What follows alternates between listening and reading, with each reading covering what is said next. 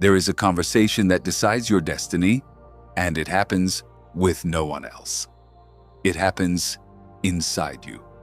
For centuries, sages and teachers called it the language of creation. Today, psychology confirms that the words you repeat to yourself shape your perception, your decisions, and your reality. Most people live without knowing that every inner sentence is an instruction. You are about to stop being most people. In these pages, you will learn to speak to yourself with the calm authority of one who creates their world. When you finish this journey, your inner voice will have changed. And when it changes, everything else obeys. Chapter 1. The voice that builds your world. Have you listened to yourself today? I don't mean hearing your voice as you talk to others. I mean that other voice, the one that never rests, the one that comments on your every gesture from the moment you open your eyes until sleep overtakes you. That voice has been talking to you for years, and you have been obeying it for years without realizing it. This chapter exists, so that ends today. Vera worked as a translator from her small studio overlooking an inner courtyard. Her craft was turning words from one language into another, yet she had never paid attention to the language she spoke to herself. One afternoon, by accident, she left a voice recording running while she worked.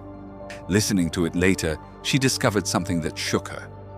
Between sentences of the document she was translating, her own voice murmured verdicts she didn't even remember uttering. "How clumsy you are. This is going to go badly. Always the same with you." They were brief comments, almost inaudible, said with the naturalness of breathing. Vera sat frozen in front of the recording. She had spent decades living with a relentless critic, and the critic was her. What Vera discovered by accident, you can discover by decision. Your inner dialogue is not harmless background noise. It is the silent architect of your experience. Every sentence you repeat to yourself functions as an instruction your mind executes with absolute loyalty. When you declare yourself clumsy, your attention begins collecting evidence of clumsiness. When you declare yourself capable, that same attention starts finding paths, resources, openings that were always there, waiting to be seen. Psychology has a name for part of this phenomenon: selective attention. Your mind receives far more information at every instant than it can process, so it filters. And by what criterion does it filter? By the criterion of what you've told it is true. The inner voice writes the script, and perception handles the casting. Among thousands of available details, it chooses the ones that confirm the story you were already telling yourself. That's why two people can live through the same day and inhabit different worlds. They don't see what's there. They see what they tell themselves. The ancient masters of inner wisdom expressed this same truth with different vocabulary. They said the word is seed, and consciousness is fertile soil. They said nothing blossoms in your outer world that was not first planted in your inner one. They weren't talking about magic. They were describing, in the language of their time, the mechanism we can now observe in the language of ours. You become the echo of your own words. Vera decided to run an experiment. She didn't change jobs, or home, or routine. She changed only one thing: the tone of her private conversation. Every time she caught herself murmuring a verdict, she stopped and rephrased it quietly, calmly, without exaggeration. "How clumsy you are" became, "I'm learning to do this better." "This is going to go badly" became, "I'll work through it step by step." At first it felt strange, like walking in new shoes, but within a few weeks she noticed something curious. She worked with less tension in her shoulders, finished assignments without the old bitter exhaustion, and even dared to accept a project she would have declined out of fear months earlier. Nothing external had changed yet, and yet everything was changing. There was also a man named Elias, a carpenter by trade, who understood this principle from the opposite end. Elias didn't speak badly of himself, he spoke badly of his work. "This workshop has no future," he'd repeat. "In this town, nobody values handmade things." His hands were skilled, but his language was poor, and his reality obeyed the language, not the hands. One winter, almost as a game, he decided to say goodbye to every finished piece of furniture with a different phrase. "May whoever receives you find something good in you." It seems a minor detail, almost naive. But that small ceremony transformed his relationship with his craft. He began working with more care, because no one blesses what they despise. He began showing his pieces with more pride, because no one hides what they've blessed. And people who sense quiet pride long before advertising began to ask, to recommend, to return. For years, Elias believed he lacked customers. In reality, he had an excess of verdicts. Look at the deep mechanics of both stories, because it's the same mechanism and it's yours. The inner word defines the emotion. The emotion defines the attitude. The attitude defines the action. And the action, repeated day after day, defines what we call destiny. There is no mystical leap in this chain, and yet the result has all the appearance of a miracle. You change the words, and over time, the world those words were sustaining changes too. Here, it's worth clearing up a misunderstanding. Speaking well to yourself is not lying to yourself. It's not about looking at chaos and calling it order or denying pain when pain exists. It's something finer and more powerful. Choosing the version of the truth that builds you instead of the version that demolishes you. "I'm learning" is just as true as "I'm clumsy," but only one of the two sentences leaves you standing for the next attempt. The Creator doesn't deny reality. He edits it. And there's something more, something the masters whispered to their advanced students. The voice you speak to yourself with ends up being the voice with which you interpret your entire life.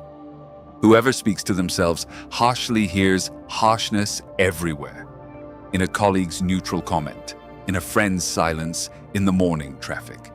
Whoever speaks to themselves with respect finds respect available in those exact same places. The world didn't change languages. You changed ears. Tonight, before you sleep, do just one thing. Listen. Don't correct yet. Don't judge. Don't try to fix anything. Simply catch your inner voice in the act and take note of what it says. That act of listening to yourself, so simple it seems insignificant, is the threshold to everything that follows. Because there are two words, just two, that hold more creative power than every speech you've ever given in your life. You say them dozens of times a day without knowing what they weigh.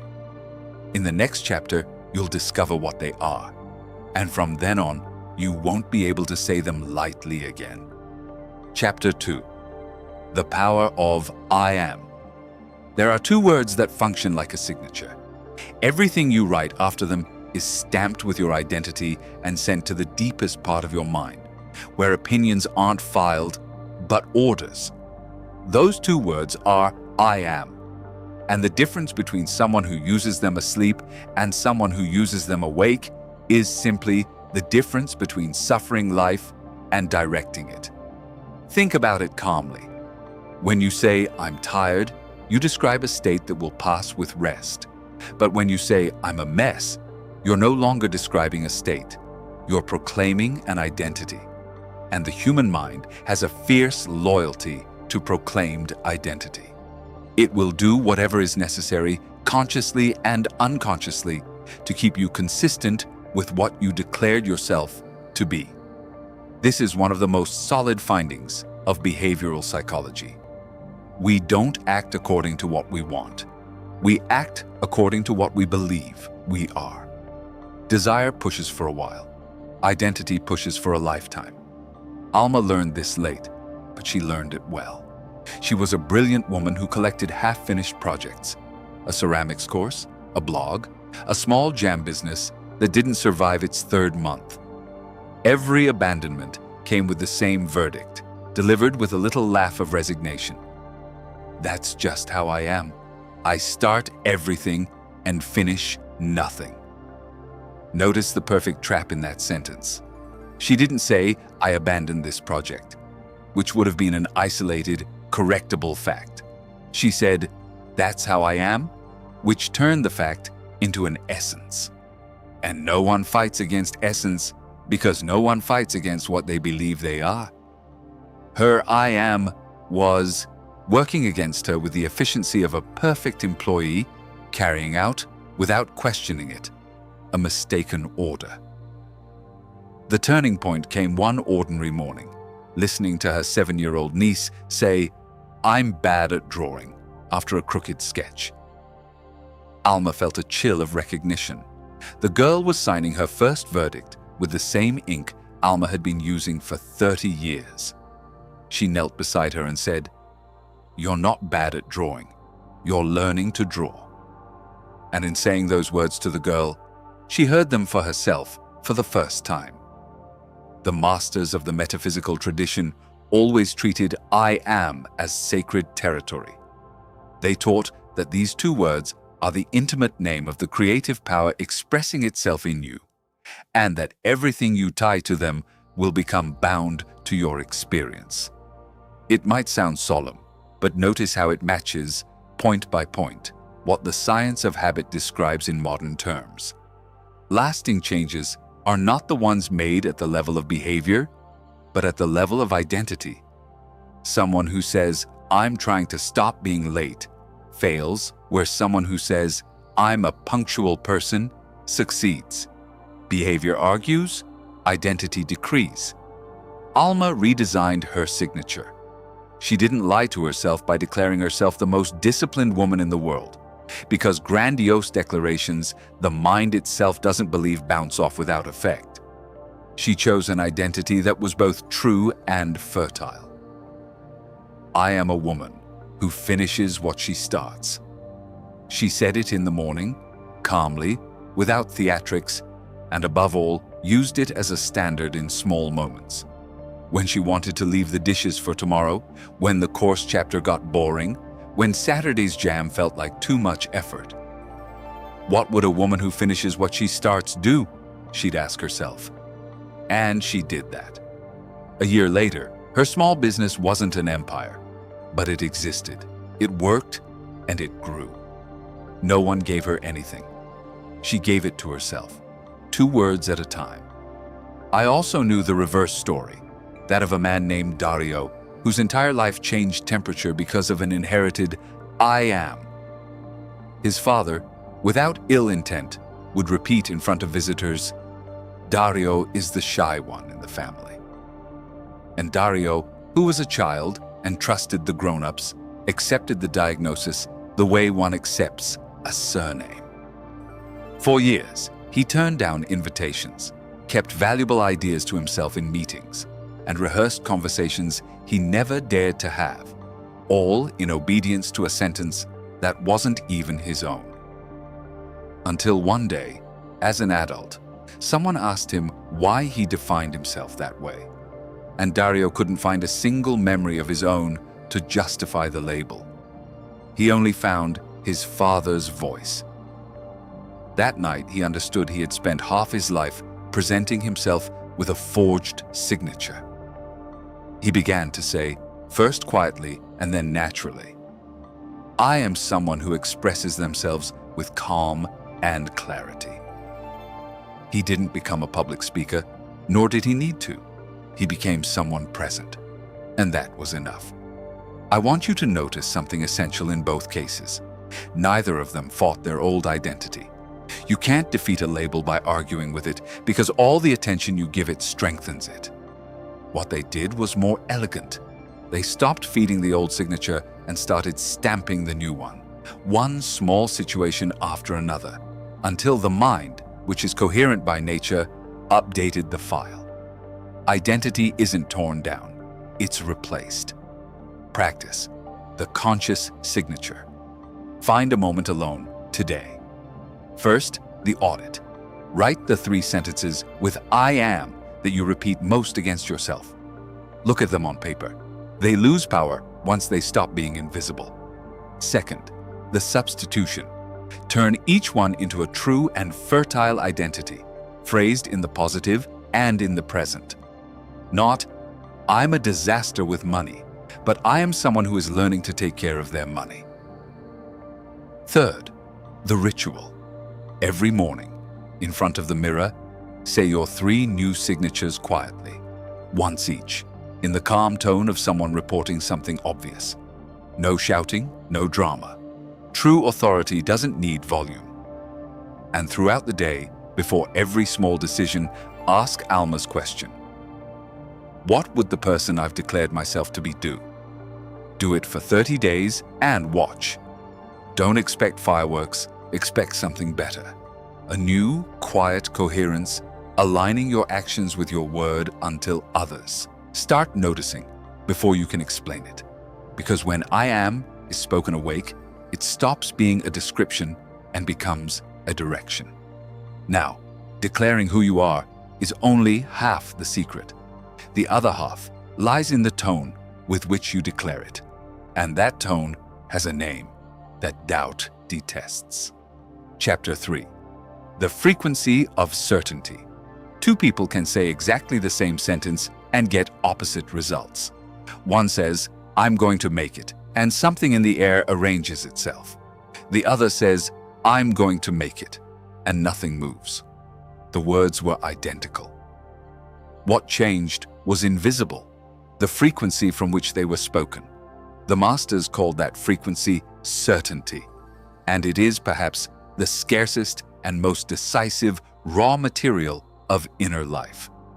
Certainty is not the absence of fear, nor the guarantee that everything will turn out well. It's something more sober and firmer, the decision not to negotiate with yourself at every step. Watch people who live in chronic doubt, and you'll see that their exhaustion doesn't come from their problems, but from their deliberations.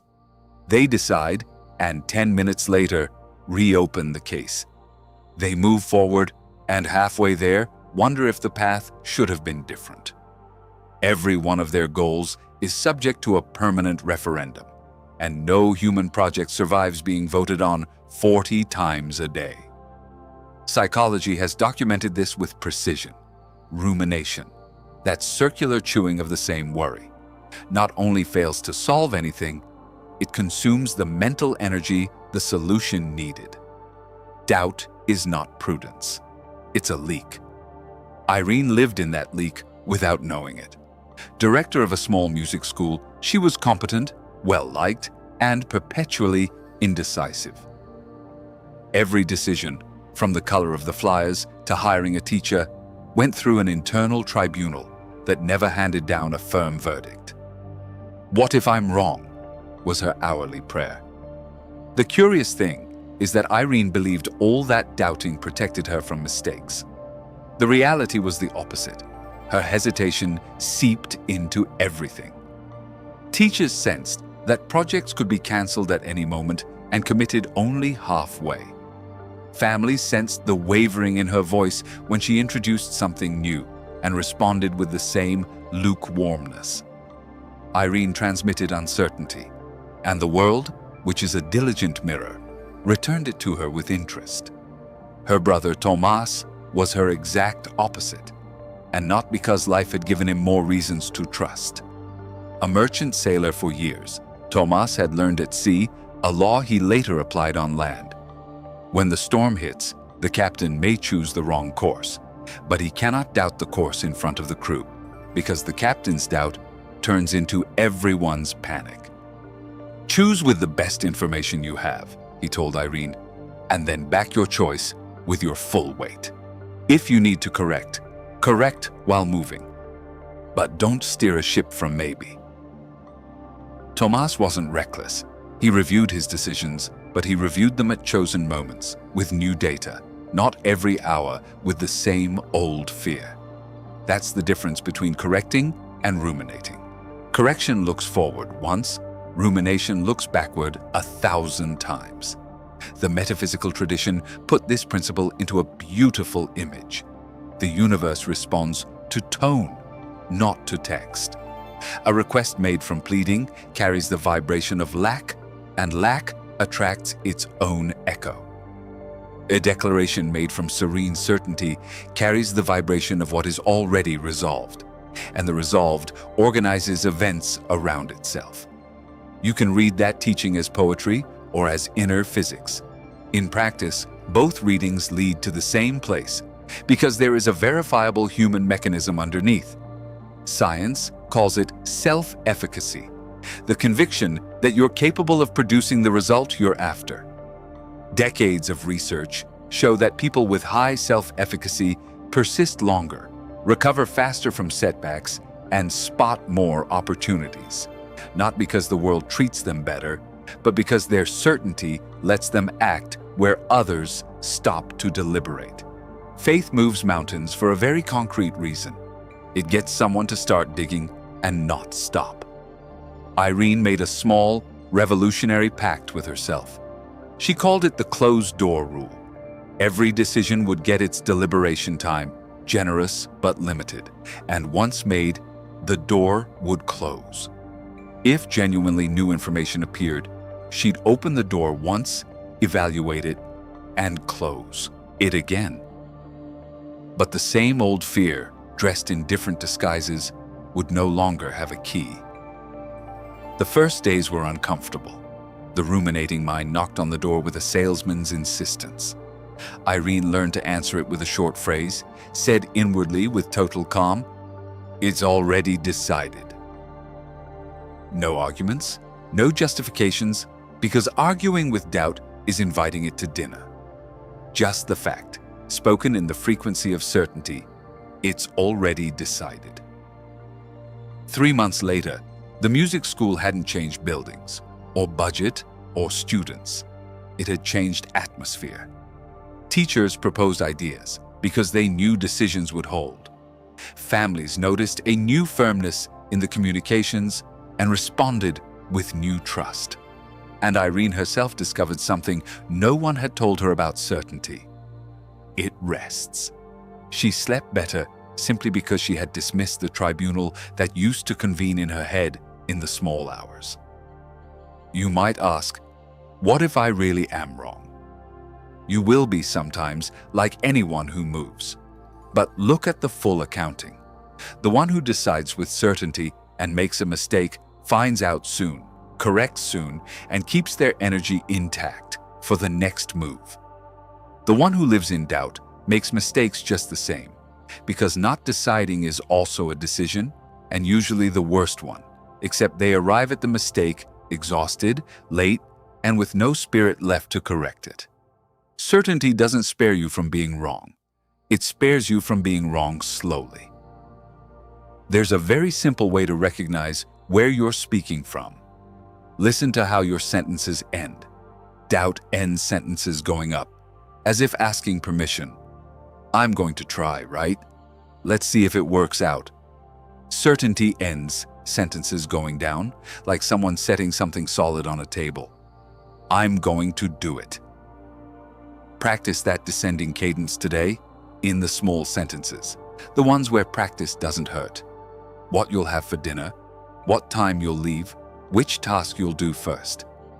The frequency trains itself in the tiny things until one day, without warning, it's available for the enormous ones, because that day will come. There will come a moment when life sets a major crossroads in front of you, and in that instant, you won't be able to improvise a certainty you never rehearsed. You'll speak from the frequency you've cultivated. Let it find you trained. And once certainty already lives in your voice, you'll discover there's a territory where its power multiplies astonishingly. The territory of the thoughts you plant without realizing it. That inner garden growing day and night, whether you tend it or not. Chapter 4. The Garden of Thoughts. No one plants nettles on purpose. And yet, look inside anyone's mind at the end of an ordinary day, and you'll find whole acres of them. Tiny reproaches, bitter comparisons, small forecasts of failure sown between one task and the next. No one planted them on purpose. That's exactly the problem. A garden doesn't need your permission to grow, it only needs your neglect. The ancient masters chose the image of the garden with a precision time hasn't worn down. The mind, they said, is fertile soil without judgment. It germinates the seed of wheat and the seed of the thistle with equal generosity. It doesn't ask whether what you're sowing is good for you. It doesn't distinguish between the thought that builds you and the one that demolishes you. Its job is to make things grow, and it does so day and night, in sun or storm, whether you tend it or not. The question then is never whether your garden is growing. It's growing right now. The only question is what. Modern psychology arrived at the same orchard by a different path. It discovered that repeated thoughts create pathways, neural routes that through repeated traffic become wide, fast, automatic. A thought you travel 1,000 times stops being a thought and becomes a reflex. That's why the veteran complainer's grievance no longer requires any effort. It's a 6-lane highway built with decades of emotional toll. And that's why the first kind thought toward yourself costs so much. It's clearing a path with a machete through virgin territory. No one warned you that you were building roads, but you built them. Every hour of every day, with every inner sentence, something was being paved. Bruno was 42 and had a real vegetable garden behind his house, inherited from his grandfather. He was an engineer by profession and a Sunday gardener. And for a long time, those two lives didn't speak to each other. In the garden, Bruno was a patient, methodical man. He pulled weeds the moment they showed up, because his grandfather had taught him that a small weed comes out with 2 fingers, and a big one demands a shovel and sweat. But in his mind, Bruno practiced the opposite policy. He let every worry grow until it had tree roots. An ambiguous comment from his boss on Monday was, by Thursday, an elaborate theory about his imminent firing, complete with imagined scenes, full dialogues, and even his colleagues' faces upon hearing the news. He watered that plant several times a day, with a devotion none of his lettuces ever knew. The day Bruno's two lives met was a Saturday in August. He was kneeling in the dirt, pulling a thistle sprout out with 2 fingers, when he heard himself ruminating for the umpteenth time on the firing theory. And the irony hit him with the force of the obvious. He'd spent 20 minutes weeding tomatoes while cultivating, with a professional gardener's care, the most poisonous thought in his repertoire. He froze, thistle in hand. If I treated my head the way I treat my garden, he thought, not even a rock would grow here. That afternoon, Bruno invented his own method, without knowing cognitive psychology had been recommending something nearly identical for decades.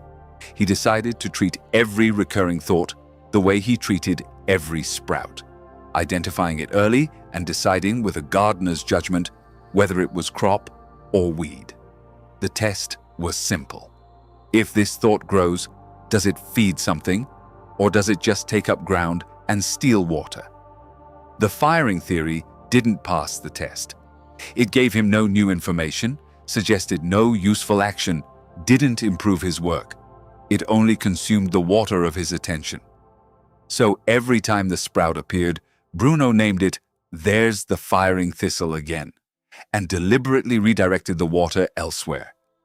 To the task at hand, to an actual conversation with his boss to ask for clarity, to any plant that deserved the water. Name it and redirect. Nothing more. Without fighting the thought, because fighting a thought is watering it with a hose. Attention is the water of your inner garden, and it goes where you take it, but also where you let it go. The art isn't in having no weeds. That doesn't happen to any human mind, but in not mistaking them for crops, in not devoting the whole season to them. There's something else Bruno learned, which his grandfather would have signed off on with a smile.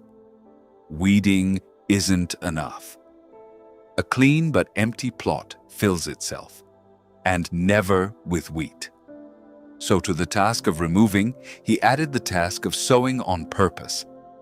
Every morning, before looking at his phone, he planted 3 chosen thoughts. 1 sentence about who he was, 1 about what that day could give him, and 1 about someone he appreciated. 3 seeds, 30 seconds. It seems like little. But anyone who has watched a garden grow knows that nothing sown daily is little. Within a few months, Bruno's mind wasn't paradise. It was something better, worked ground. Thistles kept sprouting, because they always do, but they died young. And the things he'd sown on purpose, serenity in the face of ambiguity, the direct conversation instead of the catastrophic novel, began to cast a shade you could live under. Your mind is sowing at this very moment. It did so while you read this chapter. The question I leave you with isn't botanical, but one of authorship. Of everything growing in your garden today, how much did you choose? This week, walk through your own thoughts like someone walking their vegetable garden at dawn. 2 fingers ready, no drama. And as you learn to tell wheat from thistle, prepare for a paradox. The wisest gardeners say there's something that makes what's sown grow faster than all the water in the world. And it's not a doing, but a keeping quiet. That's what's next. Fertile silence. Chapter 5. The silence that answers. Imagine you've spent years making the same call. You dial, and as soon as they pick up on the other end, you talk without pausing. You ask, you explain, you insist, you elaborate, and when you're done talking, you hang up. Years like this. And then you complain, quite sincerely, that you never get an answer. That call is the inner life of almost everyone. The conversation with the depths exists. The line is open, but one of the 2 parties hasn't stopped talking since adolescence. Renata was an organist at a neighborhood church, and it was music precisely that taught her what no sermon had managed to. One rehearsal afternoon, her teacher, an older man who spoke little and listened as if listening were his true instrument, stopped her mid-piece. "You play all the notes," he told her, "but you swallow all the silences. And without the silences, this isn't music. It's ordered noise." Renata wanted to protest. The rests in the score seemed like gaps to her, dead time to rush through to get to the next note. The teacher shook his head. Silence isn't the absence of music. It's the place where music breathes. Take away the silences, and you drown it. That night, Renata couldn't sleep, and not because of the music, because she'd recognized, in her teacher's correction, the exact portrait of her mind. Her inner life was a score with no rests. Thought against thought, plan against plan, worry stepping on worry, from the alarm clock to insomnia. She often wondered why she never had clarity about important decisions, why her intuition seemed mute, while other people's seemed to whisper in their ears. That night she understood her intuition wasn't mute, it was inaudible. There's a huge difference. No one hears a whisper in the middle of an orchestra that never stops. The contemplative tradition of every people has said the same thing in different accents. The deep does not shout. The guidance you seek doesn't arrive in the volume of your thoughts, but in the pause between them. The masters called it 1,000 things. The still voice, the inner spring, the source, but they all agreed on the condition of access. Stillness. Not an empty stillness, like stone, but an attentive stillness, like someone waiting to hear footsteps in the snow. And science, which tends to arrive at temples through the laboratory door, has ended up confirming the phenomenon in its own vocabulary. Moments of mental rest.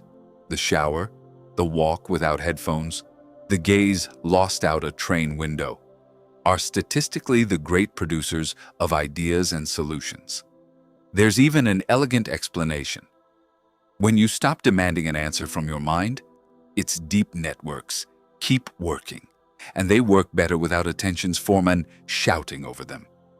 That's why answers arrive when you weren't thinking about anything. You were thinking. You were, finally, thinking without interrupting yourself. Renata decided to apply the lesson of the score to her life with an almost comical literalness. She composed rests into her day. Not an hour of heroic meditation she'd have abandoned within a week, but short, regular fermatas. 5 minutes upon waking, seated, no phone, no purpose, just breathing and letting thoughts pass like watching cars go by without getting into any of them. 2 minutes before every decision she used to make hot. And an evening walk, short, no music, no podcast, no one. At first, the silence felt deafening. Her mind, used to perpetual noise, turned up the volume like a child demanding attention. Renata learned not to fight that noise, to treat it the way her teacher treated notes, letting it sound and waiting, with an organist's patience for the measure of silence that always ended up arriving. What happened next wasn't a miracle with trumpets. It was subtler than that. Answers started arriving, but not during the silences. After them, in the margins of the day, with the naturalness of something that had always been there.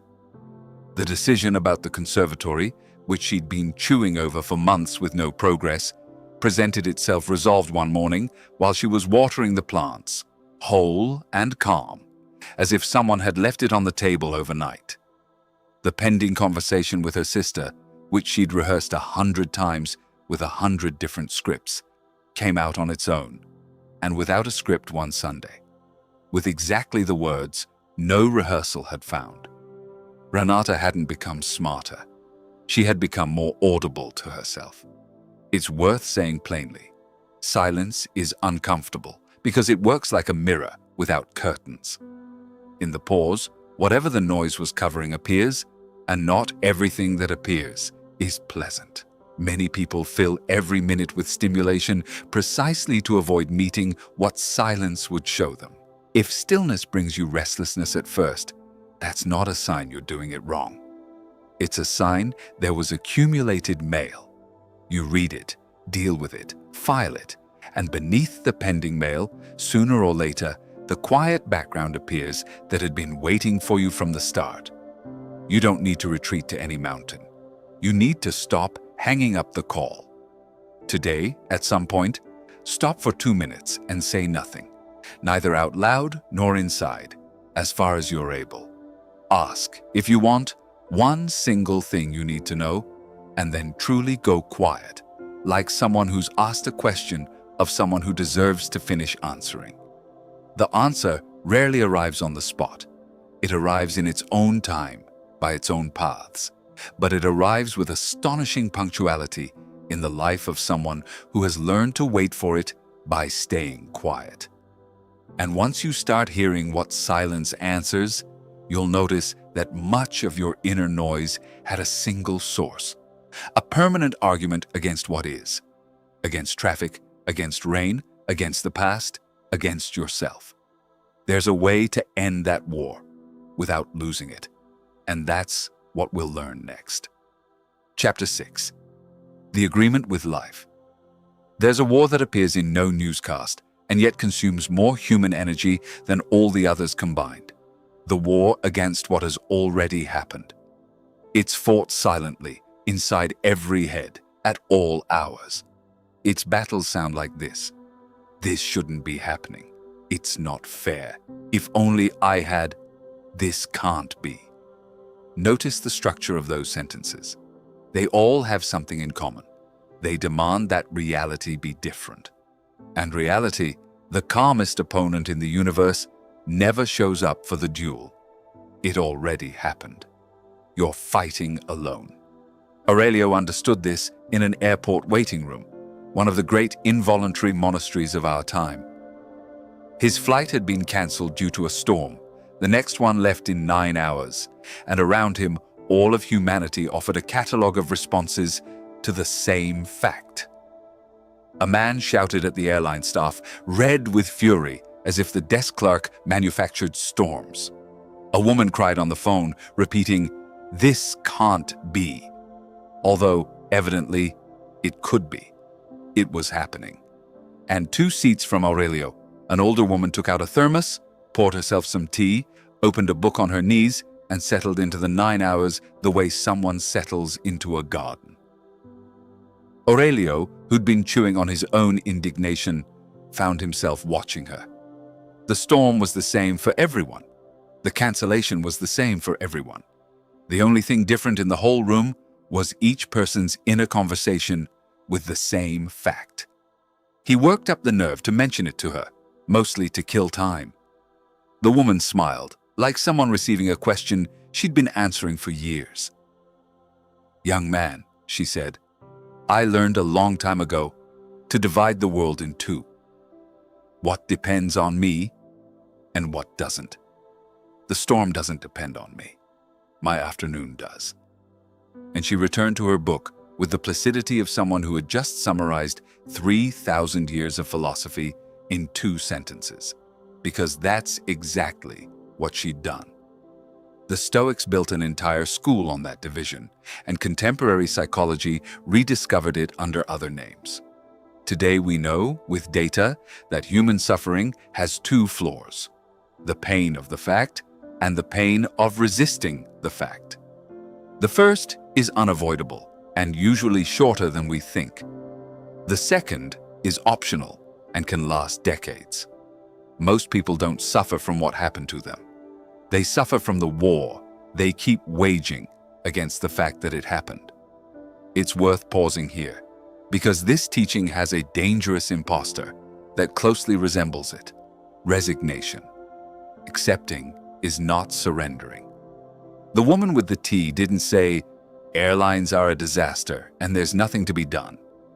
She booked her seat on the next flight, filed her complaint effectively, and only then poured her tea. The acceptance we're talking about is surgical. It accepts the fact in order to act on it without the tremor of rage. Whoever denies reality can't transform it, for the simple reason that you can't move a piece you insist isn't there. An old, verified paradox. Acceptance is not the end of change. It's its first requirement. No one leaves a city whose map they refuse to look at.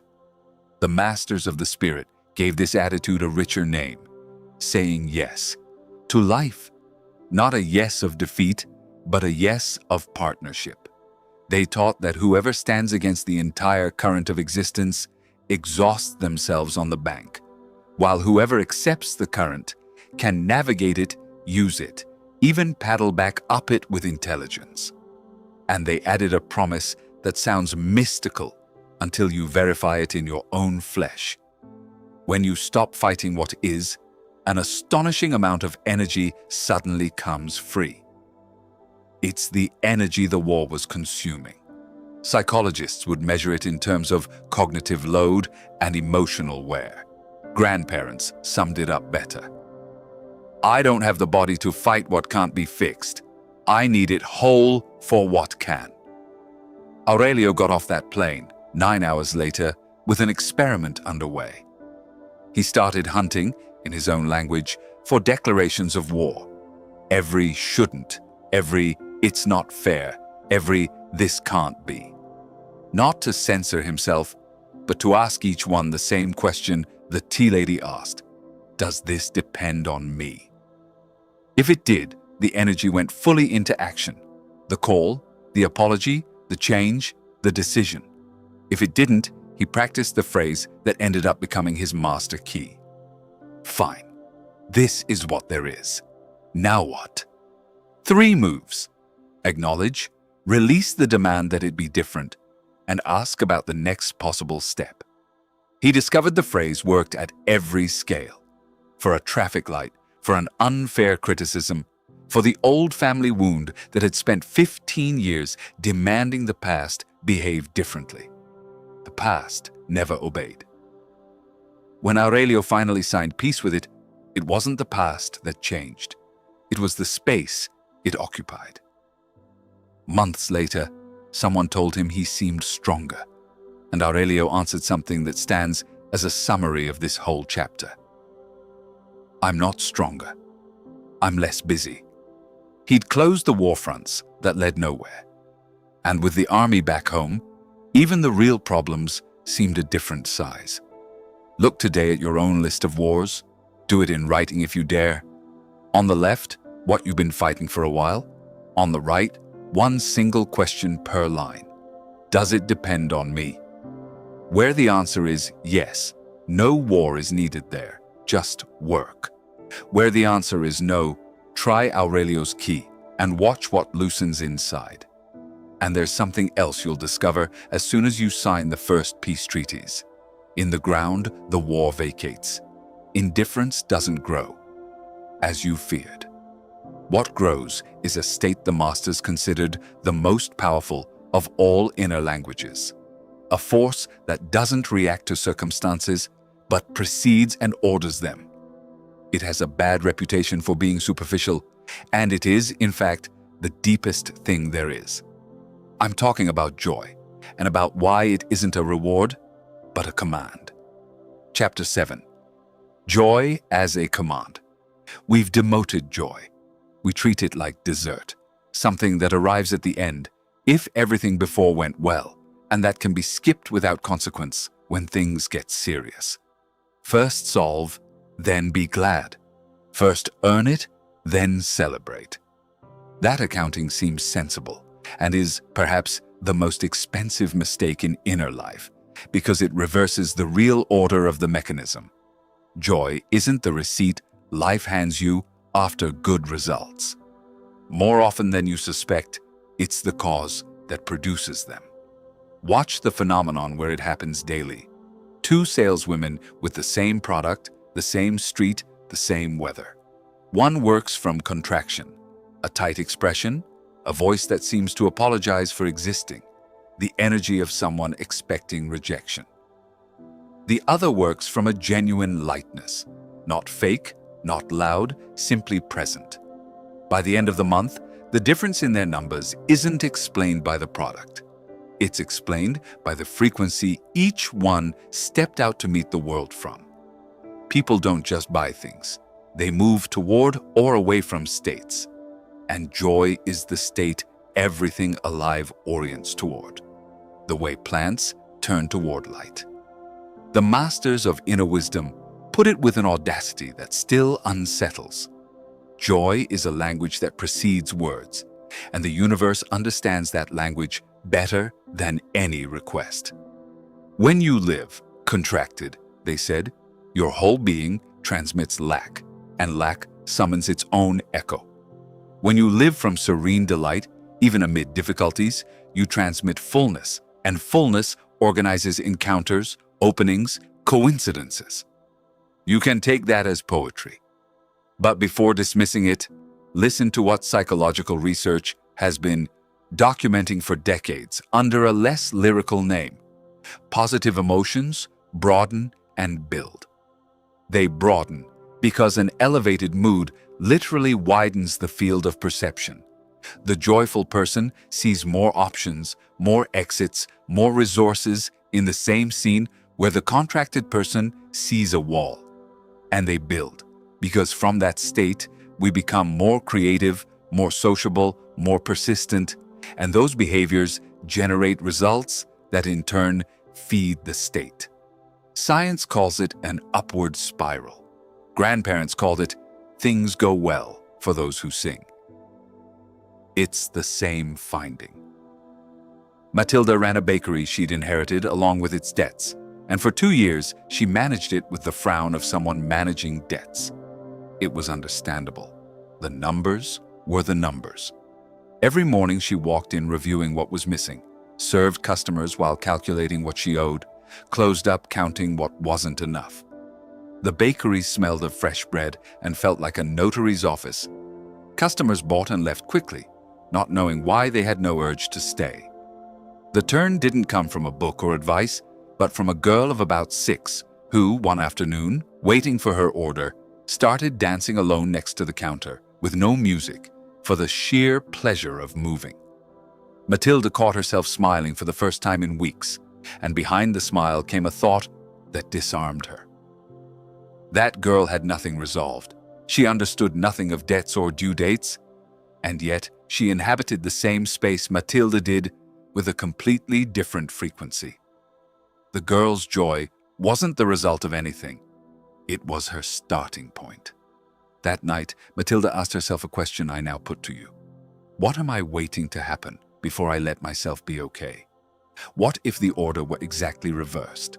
She didn't change her debts overnight. She changed how she entered the scene. She decided the bakery's first hour would be protected territory. Soft music while she baked, full attention to the craft she deeply loved. The smell, the dough, the small daily miracle of the oven, and a new rule. The numbers got reviewed at 5 in the afternoon, once a day, with a cool head, not every hour with her heart in her throat. She began welcoming customers the way you welcome someone into your home, not the way you process a ticket. None of this appeared in any business plan, and yet the business noticed before anyone else. People started staying, chatting, coming back with friends. One customer told her something Matilda framed in her memory. I don't know what you changed about the bread, but it tastes better. She hadn't changed anything about the bread. Here it's essential to draw a line, because this chapter has a toxic counterfeit circulating everywhere. The obligation to be okay, the cement smile that denies pain and punishes sadness as if it were a factory defect. That is not joy. It's another kind of contraction, and one of the worst. The joy we're talking about coexists with difficulty. It doesn't deny it. Matilda kept her debts for a long time. What she stopped having was a life organized around them. There are days for crying, and whoever doesn't allow themselves those won't access real joy either, because the door of emotions is a single door, and it opens or closes for all of them at once. Mature joy is not the denial of what's hard. It's the decision not to hand over the administration of all your hours to the hard part. And there's a practical key, so simple it almost offends. Joy is summoned through the body and through behavior before it's summoned through circumstances. You can't decide to feel fulfilled, but you can decide the acts that open the door to that frequency. Music while you cook, a walk in the sun, the call to whoever makes you laugh, purposeless play, the kind gesture that wasn't required. Emotion follows movement more obediently than you think. That's why the masters insisted on celebrating before seeing the result, on being grateful before receiving, on singing on the way there and not only on the way back. They knew the state isn't the consequence of the miracle. It's its preceding climate. This week, choose a single daily activity, whichever one, coffee, the commute, the shower, and turn it into your first hour at the bakery. Protected territory where you enter with the frequency you chose, not the one you carry out of inertia. Watch what happens around you, because something always happens. And as you confirm that joy orders what's outside, get ready to discover its most misunderstood sister, a force almost everyone mistakes for weakness, and which is, in fact, a form of authority. With it, enemies are disarmed, old wounds close, and this is what no one told you. You negotiate with the hardest part of all, the one that lives in your own mirror. Chapter 8. The Authority of Compassion. What voice do you use with someone you love when they make a mistake? Remember it well. Its warmth, its patience, its way of separating the error from the person. Now answer honestly. When was the last time you used that voice on yourself? If you're like most people, you save your best voice for others and reserve for yourself a tone you'd tolerate from no one. That of the prosecutor, who never rests, never forgives, and never considers the case closed. We call that imbalance high standards, and we credit it for our achievements. This chapter is here to dispute that credit. Let's start by dismantling the myth, because it has deep roots. We believe internal harshness is the engine of high performance, that if we stop mistreating ourselves, we'll become soft, complacent, mediocre. Psychological research says, with an inconvenient bluntness for the prosecutor, exactly the opposite. People who practice self-compassion, treating themselves when they fail, the way they'd treat a good friend, don't perform worse.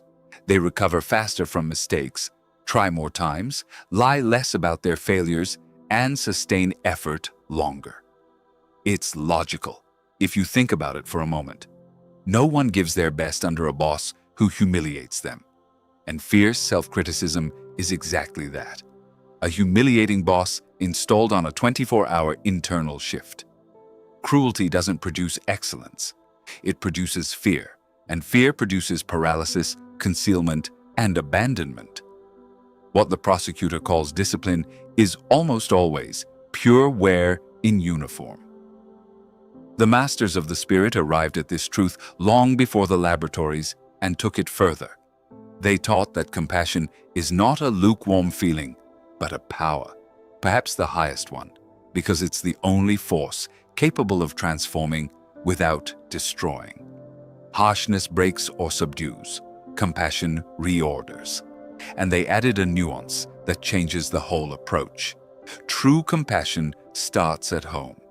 Whoever is at war with themselves will export that war to all their relationships, however they disguise it.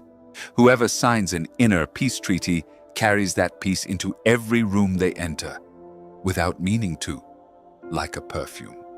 Salome led a team of 12 people at a logistics company and was, in her own words at the time, harder on myself than on anyone. She said it proudly, like a credential. Her inner day was a permanent war council. Every email sent was reread in search of the error, every meeting replayed at night in search of the clumsy phrase, every achievement immediately discounted. I got lucky. Anyone would have done it. And every failure amplified into a verdict. You'll never get anywhere like this. Notably, Salome demanded quite a bit less of her team than she demanded of herself, and yet the team lived tense. She didn't need to treat them badly. People sense the inner climate of whoever's in charge with the same precision animals smell a storm. Her inner prosecutor didn't need to speak aloud to preside over every meeting. The breaking point was physical before it was mental, as it often is. Chronic insomnia, no change of pillow could solve. A professional she consulted proposed an exercise that struck Salome, at first, as almost childish. Write down on a card the worst reproach she habitually told herself, then read it aloud to a photograph of herself at 8 years old. Salome tried and couldn't finish the sentence. In front of that girl, with crooked braids, the words, "You'll never get anywhere like this," became unspeakable. And in that catch of her voice, she discovered the exact size of what she'd been doing for years. Every internal reproach had been said, without her knowing it, to that girl too, because that girl never left. She had only learned to listen in silence. What Salome built from there wasn't indulgence, and this nuance is the backbone of the chapter. It was a new authority. Properly understood self-compassion has the structure of the good teacher, not the accomplice. The accomplice tells you, it's fine, when it isn't. The good teacher tells you, this went badly. Let's see why. I know you can do better. Let's go again. Firmness without cruelty. Truth without condemnation. Salome began correcting herself with that grammar, describing the error without adjectives about her person, extracting the lesson, and closing the case. Because the prosecutor never closed cases, and the teacher always does. The results came in the reverse order she would have predicted. First sleep returned, then clarity, then a creativity that had been frozen under fear for years, and finally, This surprised her most of all. The team improved. No new management techniques, no speeches. The same people, a different atmosphere. When the boss stopped living under internal threat, everyone else did too. And there remains the outward dimension, where compassion reveals its most strategic face. Faced with someone else's aggression, venomous criticism, contempt, the small daily injustice, instinct offers two paths: strike back or swallow it. Both leave you tied to the aggressor. There's a third, the path of the truly strong. Respond from above, from the understanding that people wound from their own wound, without allowing abuse, but without drinking the poison. Whoever insults you offers you a cup. Compassion is the art of not taking it, and leaving the other holding their own cup. It's not submission, it's sovereignty. Whoever needs to humiliate you confesses their own size. Don't confirm it by shrinking, and don't imitate it by roaring. Today, catch your inner prosecutor mid-accusation. It will happen, it's punctual, and ask it a single question. Would I say this to the person I love most, in these words and this tone? If the answer is no, rephrase the sentence the way the teacher would, and move on. That small arbitration, repeated, changes the entire government of your inner life. And there's a territory where this change of voice produces effects bordering on astonishing. A territory that goes with you everywhere and hears absolutely everything you say about it. Your own body. The next chapter is about the conversation you've been having with it. Yes, it's a conversation, and you've been in it for years without knowing it. Chapter 9. The word that restores. There's a listener who doesn't miss a single one of your words. It was present for every complaint you ever made about it, every derogatory nickname, every sigh of resignation in front of the mirror. It can't leave the room. The room is it. I'm talking about your body, the most loyal and worst-treated companion of your entire life story, and about a conversation you've been having with it since forever, almost entirely one-directional and almost entirely in a tone of reproach. Listen to how most people talk about their own bodies, and you'll notice something strange. It's the language used for an enemy or for a broken machine. This knee is driving me crazy. My stomach is a disaster. I hate my legs. This body is useless now. Phrases said in passing with no apparent intention, but look at their structure. Separation. The body as some alien it, and condemnation. The verdict with no appeal. Now, what relationship blossoms under a regime of separation and condemnation? No human one. Not this one either. Let's be rigorous, because this ground demands it. Words don't cure illnesses, and whoever promises you otherwise is selling you dangerous smoke. Medicine handles its own domain, and this book will never try to replace it. But within that honest frame, there's room for an enormous, documented, transformative truth. The way you talk about your body profoundly shapes your experience of inhabiting it. Science has measured it in several ways. Sustained stress and hostility toward oneself is a form of sustained stress. Tenses the muscles, disrupts sleep, upsets digestion, and amplifies the perception of discomfort. Calm does the reverse work. Attention functions like a magnifying glass. Whoever repeats "everything hurts" keeps the glass fixed on the pain, and the glass enlarges it. Whoever learns to also name what's working spreads the attention around, and the discomfort, without disappearing, occupies its actual size instead of fear's size. And the relationship with one's own body dictates behavior. No one carefully cares for what they despise. The hated body gets punished or neglected. The respected body gets fed, moved, taken to the doctor on time, allowed to sleep. Words aren't magic. They're the climate in which care becomes possible or impossible. The masters of the inner tradition sensed all this and said it in their own way. The body isn't your vehicle, but your partner. A living intelligence that hears tone before content, and that you speak to the way you speak to anything alive, to wither it or to make it flourish. Perhaps they exaggerated in the letter. In the music, they were right. Faustino found this at 58, after a back injury kept him from field work for months. His rehabilitation was progressing, but he wasn't. He'd settled into a furious feud with his own spine. "I'm broken," he'd repeat to anyone who asked, and above all, he repeated it to himself dozens of times a day, with that mix of rage and self-pity that lets neither one do its job. He noted every twinge with an accountant's precision and never registered an improvement. Good days seemed like coincidences to him, and bad ones, confirmations.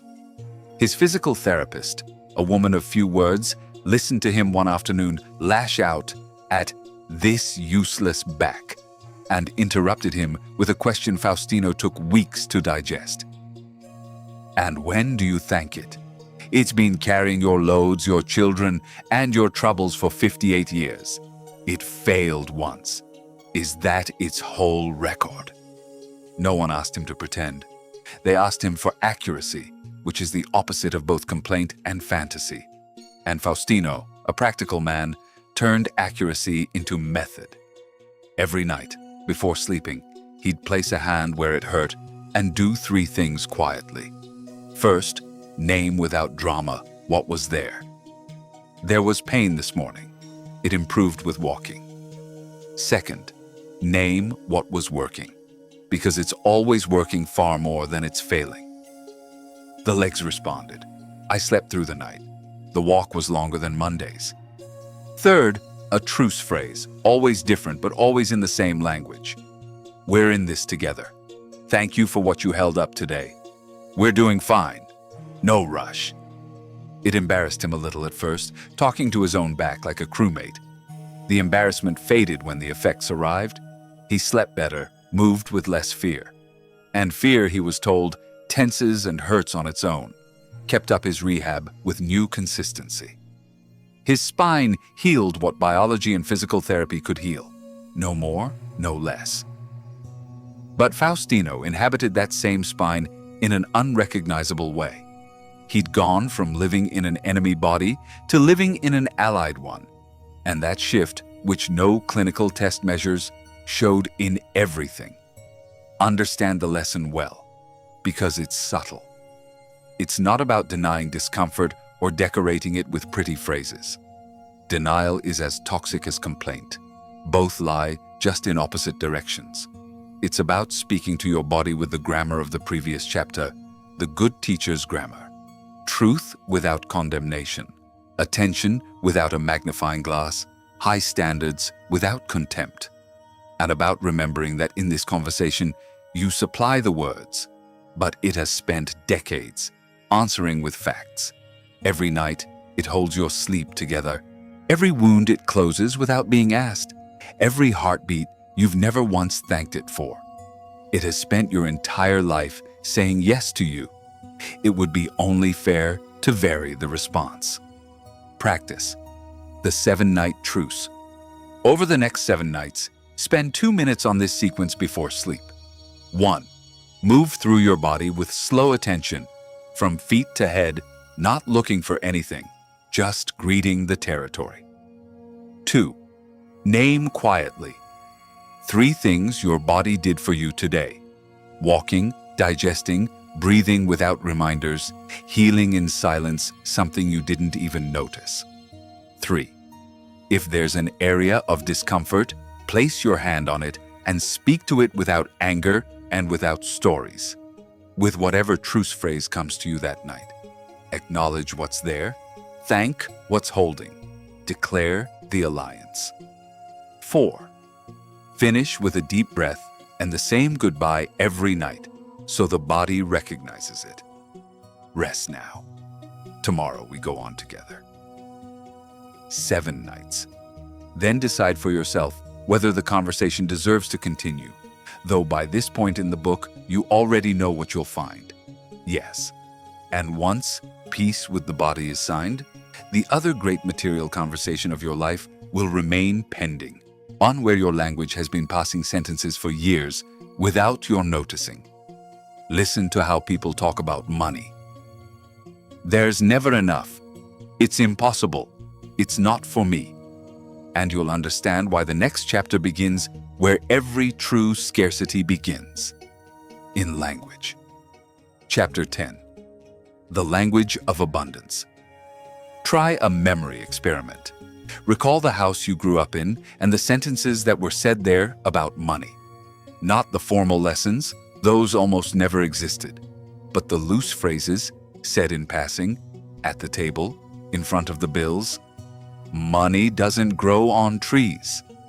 The rich can't be trusted. We're not that kind of people. There's never enough. Now answer. How many of those sentences still live in your mouth, word for word, 30 years later? Most people have never chosen their financial vocabulary.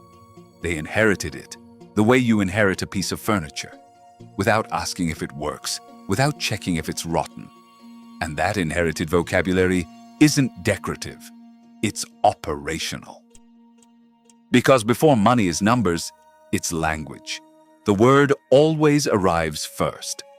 Before negotiating a salary, you've already told yourself something about what you deserve.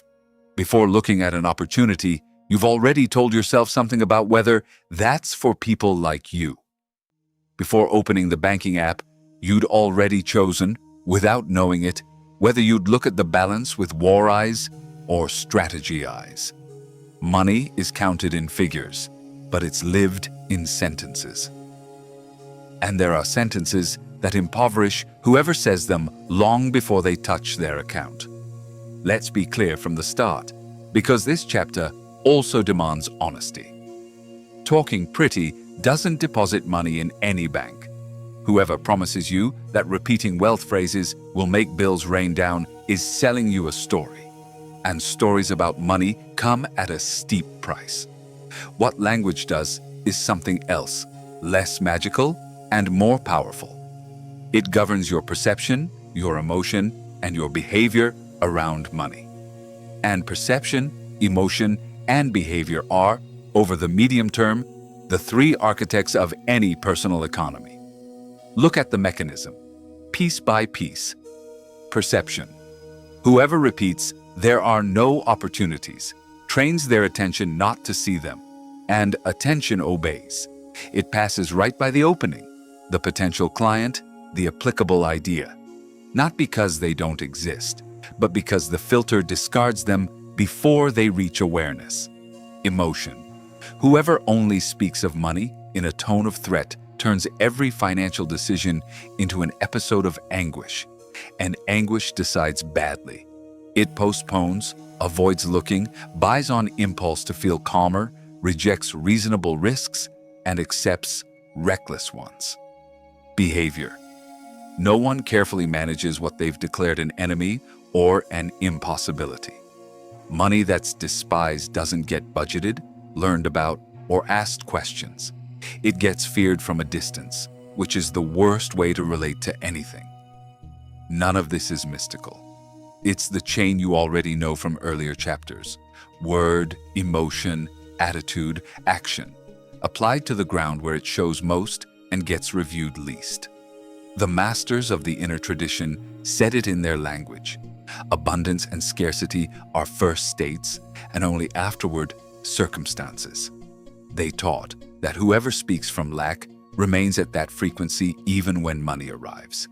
That's why some people earn more and still feel it's never enough, and that whoever speaks from sufficiency manages even little with a serenity that multiplies. They weren't promising coins falling from the sky. They were describing something verifiable in any neighborhood. With identical incomes, 2 families live opposite emotional economies, and that difference in language ends up, over the years, producing very material differences. Celia confirmed it from behind the counter of her sewing notion shop. Her business was modest and her vocabulary ruinous. "This is dead," she'd answer when asked how things were going. "People don't buy anymore. This neighborhood is finished." She said it like reporting the weather, not noticing she'd spent years pronouncing the closure of her own store. And the language did its silent work. Since the neighborhood was finished, Celia didn't update the display window. What for? Didn't learn anything new. For whom? Served customers with that half-hearted kindness of someone who's already given up and is just waiting for the paperwork. Her prophecy wasn't clairvoyance, it was management. The mirror was held up by her niece, Inés, who came for a season to help and spoke a different language. Where Celia said, "People don't buy anymore," Inés asked, "What are people buying now?" The difference seems tiny and is an abyss.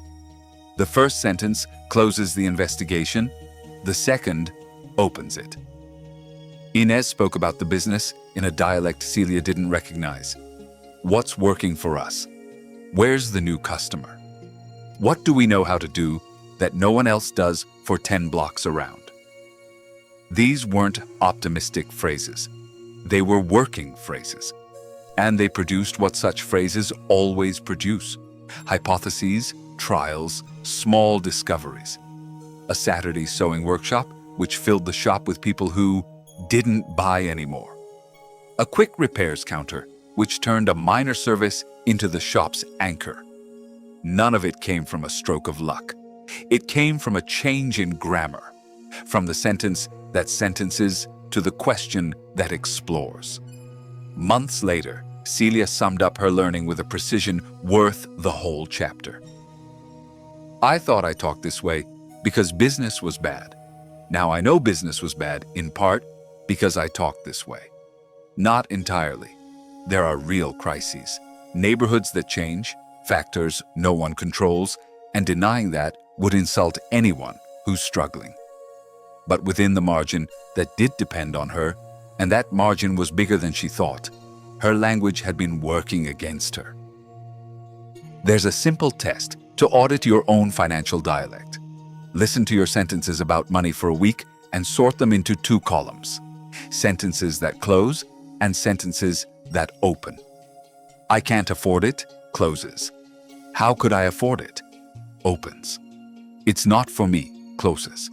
"What would I need to learn for it to be?" opens. "There's never enough" closes. "Where exactly is it going?" opens. Notice that the sentences that open aren't happier. They're more demanding. They put you to work. That's why complaining is so popular. It's the only financial discourse that asks nothing in return. And that's why it impoverishes. Its price is passivity. And a word of balance, because this language also has its excess. Talking about abundance isn't going into debt enthusiastically or spending because the universe will provide. True sufficiency sounds calm, not euphoric.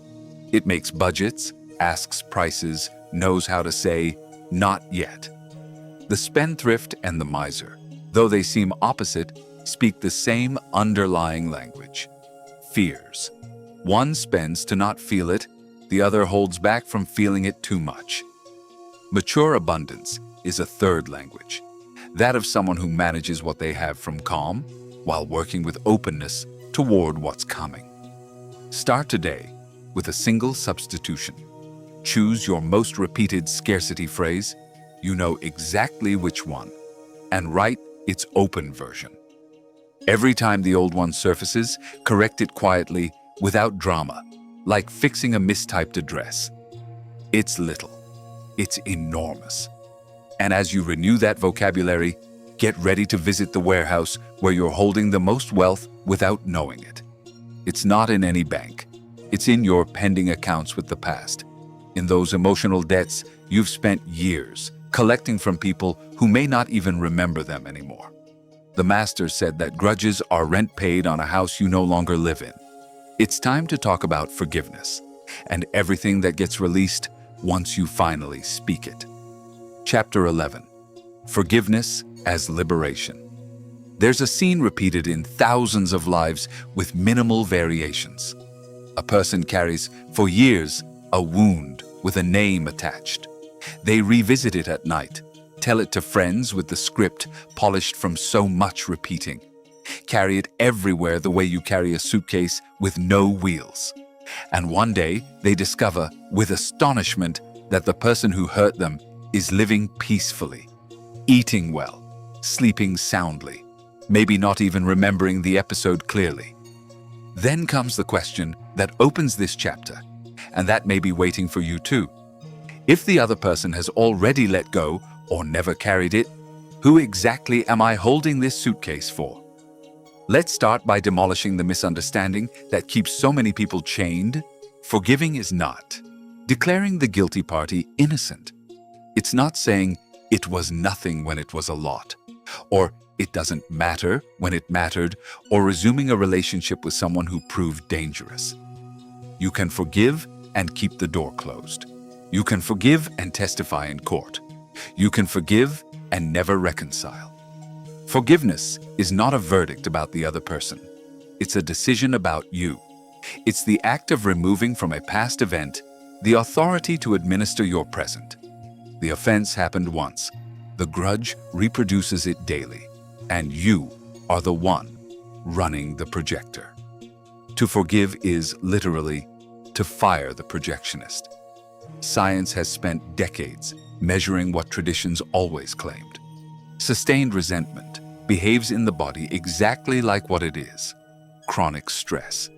Every time memory revisits the offense, the body responds as if the threat were present. Tension, alertness, combat chemistry, even though the enemy hasn't shown up in years. Ruminating on a grievance, that nightly prosecution reopening the case again and again, is linked to worse sleep, more anxiety, and a background mood that contaminates relationships that had nothing to do with the original wound. And studies on people going through forgiveness processes, because it's a process, not an instant, register the opposite movement. The load lightens, rest improves, mental energy the internal lawsuit had held hostage gets released. None of this turns the offender into a better person. It turns the offended into a free person, which is the only outcome that was ever available. The masters of the spirit went even further and touched a point science approaches only gingerly. Resentment doesn't just wear you down, it binds you.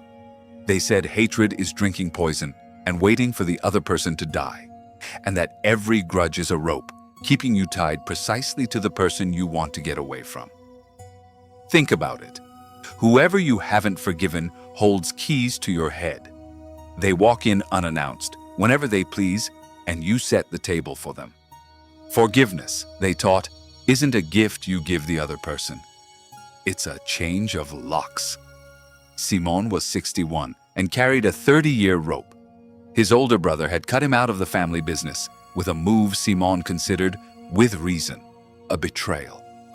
30 years without speaking. 30 years in which Simon built another life, another job, another city, and yet his brother traveled with him everywhere, smuggled in the carry-on luggage of memory. He showed all the symptoms any old grudge produces. The story told in the exact same words. A sign it was no longer a memory, but a monument. The mood that soured every December. The inability to enjoy his own achievements without mentally dedicating them, bitterly, to the one who wasn't watching. His wife summed it up one day with a sentence that hurt Simon more than the original dispute. Your brother took the business from you 30 years ago. Everything since, you've been giving him yourself. Simon's process didn't start with a hug or a phone call. It started with an accounting realization, very much in his character. He literally calculated what the grudge was costing him per year. The tense Christmases, the nights of internal prosecution, half of every family gathering consumed by the same subject, and compared it to what it gave back. Nothing. Not 1 cent of reparation in 30 years of interest. Any manager would have closed that account decades earlier. And then he understood forgiveness the only way his character could understand it. Not as an act of sainthood, but as closing out a ruinous investment. The rest was work, done at his own pace and without witnesses. He wrote a letter he never sent. It wasn't meant to be sent. It was meant to empty him out, where for the first time he laid out the whole wound, unpolished, with the rage and also with something that surprised him as it surfaced beneath the rage. The sadness of having lost, along with the business, the companion of his childhood. He discovered the grudge was the scab, and underneath it waited a grief he'd never allowed himself.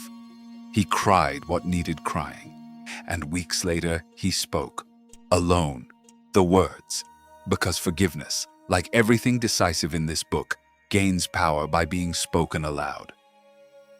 I release you. I don't approve of what you did. I'm no longer carrying it.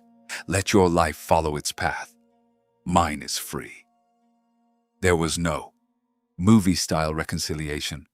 The brothers barely resumed a cordial, sparse relationship. But the following Christmas, Simon's wife noticed something that hadn't happened in 30 years. December arrived, and Simon's mood didn't sour. The monument, at last, was just a memory. There remains the hardest forgiveness of all, and it isn't the one you're imagining. It's the one you owe yourself. The inventories people carry against themselves, the wrong decision, the word that hurt, the wasted opportunity, the lost time, tend to be the oldest and the most harshly sentenced, because this judge knows every mitigating factor and applies none of them. Remember the prosecutor from Chapter 8 and his grammar. Truth without condemnation. You made a mistake. True. With the information and maturity you had at the time, also true, and this second part is the one self-directed resentment always omits. Forgiving yourself isn't absolving yourself of the lesson. It's cashing in the lesson and burning the IOU. Practice. The lock change. Set aside half an hour alone with paper. First, the inventory. Write down the names, people, institutions, yourself, to whom you're still collecting an emotional debt. No censoring. No one will read this. Second, choose just one, not the most serious, the ripest one, the one that already weighs more than it hurts. Third, write the letter you won't send, the whole wound, the whole rage, and let whatever tends to surface underneath appear. Almost always, sadness. Fourth, standing, quietly, but audibly, say your version of Simon's formula. Name what happened without softening it, declare that you don't approve of it, and announce that you're done carrying it. I release you. My life is free. Fifth, a physical closing gesture. Tear up the letter, burn it carefully, bury it. The body needs to see the ending to believe it. Repeat the process with another name when you're ready. No rush. Every lock has its day. And once the old suitcases are left on the floor, you'll notice something curious in your empty hands. A new urge to look ahead. But careful. Looking ahead is also done in a language, and most people face the future with the frown of someone expecting the worst, convinced that expecting little protects them from disappointment. It doesn't protect. It only impoverishes the journey, and as you'll see, subtly bends the course toward what's feared. There's another way to wait. The masters called it loving expectancy. And that's what you'll learn next. Chapter 12. Loving expectancy. Everyone walks toward the future with a forecast in hand. No one leaves home neutral. You leave expecting something, that the meeting will go badly, that the day will be heavy, that people will disappoint, or that something good might happen, that a door might open, that the difficult conversation will finally unstick. That forecast seems like a private detail, a simple inner climate. It isn't. It's a navigation instrument. Because human beings don't move through their days as impartial observers. They move through them, confirming, without realizing it, the forecast they brought along. Psychology has given this phenomenon one of its most famous names: the self-fulfilling prophecy. The mechanism is elegant enough to deserve slow motion. You expect rejection at the meeting. Expecting it, you walk intense, speak little, protect yourself behind a distant gesture. The others, who can't read minds but do read gestures, respond to your coldness with coldness. And you leave the room with proof in hand. I knew it. They rejected me. The forecast came true, not because it was clairvoyant, but because it was managerial. It directed your posture, your tone, your silences, and those details manufactured the very result they announced. The same works in reverse. Whoever walks in, expecting to find allies, smiles differently, asks more, exposes themselves a little, and that behavior statistically summons more alliances. Not always. The world isn't a perfect mirror, but the scale tips day after day toward the forecast side. And a life is thousands of days. There's a second mechanism, even quieter. Expectation governs interpretation. Facts almost never arrive labeled. They arrive ambiguous, and someone has to read them. An unanswered message, a serious gesture from the boss, a silence over dinner. Whoever expects the worst reads them as a threat. Whoever expects good reads them as unimportant noise. And each reading triggers different emotions and reactions to the same neutral fact. We live, far more than we admit, in the world our expectation writes. The masters of the inner tradition knew both mechanisms and named them with a formula that still startles with its economy. It is done to you according to what you believe will be done to you. And they added the nuance that gives this chapter its title and separates it from calendar optimism. Powerful expectancy isn't the kind that demands results. That's anxiety in disguise, but the kind that waits with affection. The way you wait for a dear friend whose exact arrival time you don't know, but whose coming you don't doubt. Waiting lovingly doesn't mean predicting everything will go according to your plan. It means holding, in the face of the future, the disposition of someone who receives well, attentive, open, without a clenched fist, trusting they'll know how to work with whatever arrives.